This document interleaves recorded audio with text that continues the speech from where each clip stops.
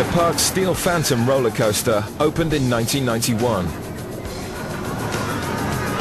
Hurtling riders down its 225-foot drop and into multiple loops plus a corkscrew, the Phantom soon made a name for itself in several top 10 coaster lists.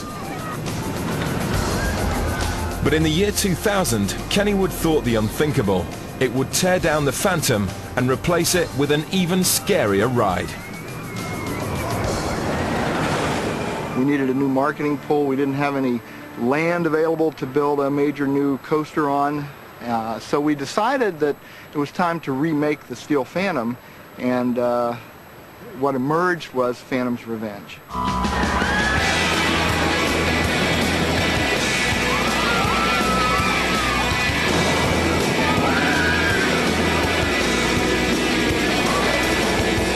When I'm riding this ride, I feel like I'm flying. You're going so fast down those hills. You can't help but feel the air in your face. So exciting. This 3,500-foot long coaster takes riders 16 stories up and then drops them 160 feet before shooting them up and down a second, even longer 232-foot drop right through the arch of another coaster. You go down through a natural ravine, hitting 85 miles an hour.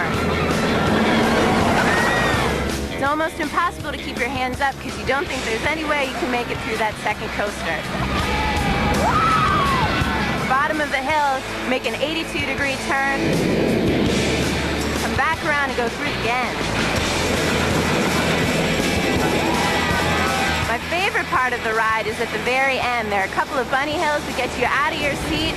You don't think anything else is coming because you're near the end, but it keeps going all the way through.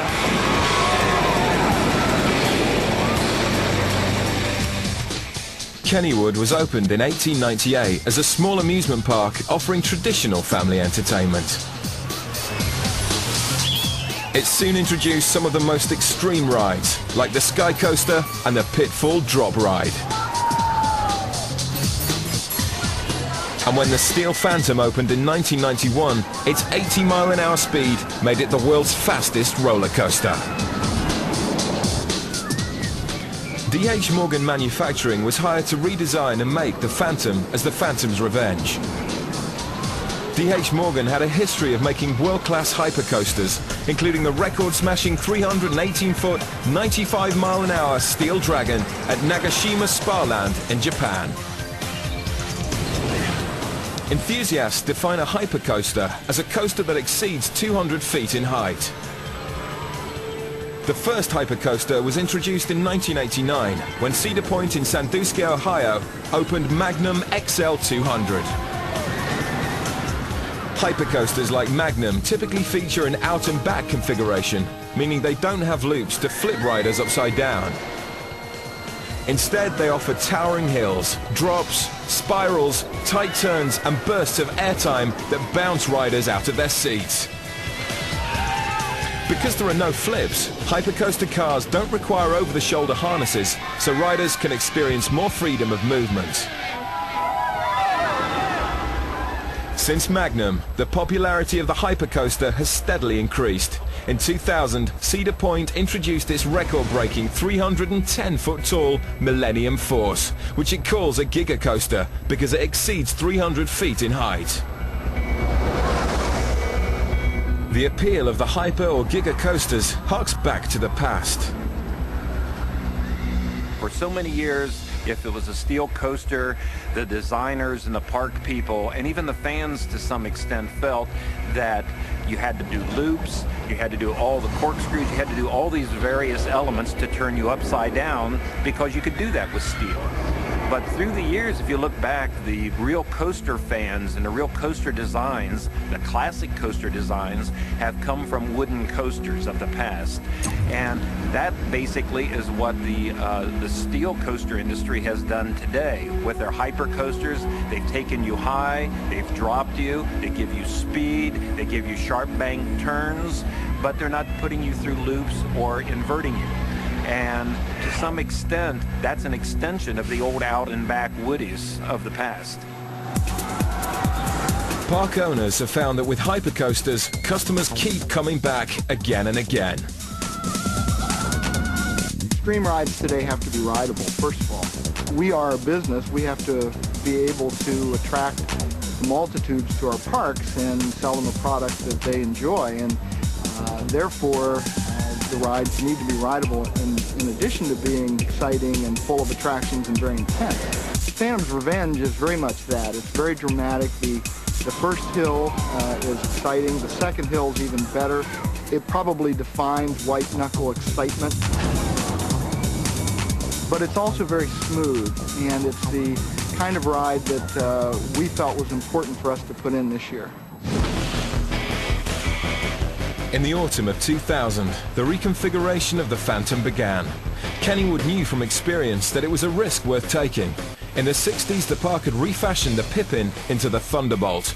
That ride today still ranks as one of the world's top 10 wooden coasters. Well, we thought that we could probably apply the same principle to the remaking of the Steel Phantom, and what emerged was a blending of the two rides. We kept the best parts of the Steel Phantom, and frankly, we kept the parts where a lot of the capital investment was, the incline, the safety system, the station. The designers, D.H. Morgan Manufacturing, added new elements, but kept the 160-foot first drop intact. The park also wanted to retain the coaster's famous second drop that delivers a run through the Thunderbolt coaster.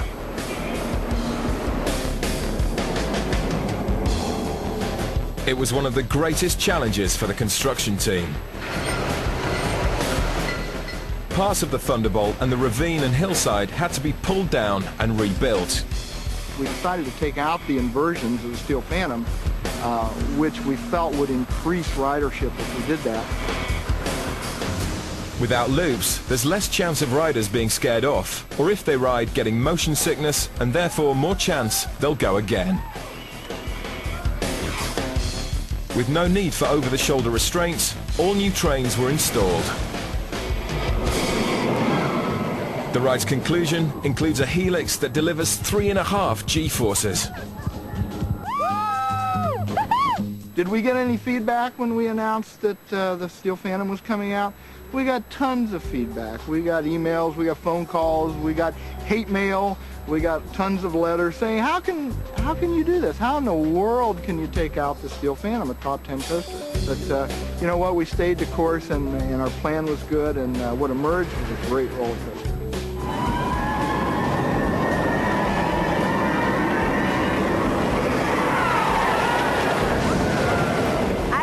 They can make the Steel Phantom any better, but this is a great ride, definitely a top 10.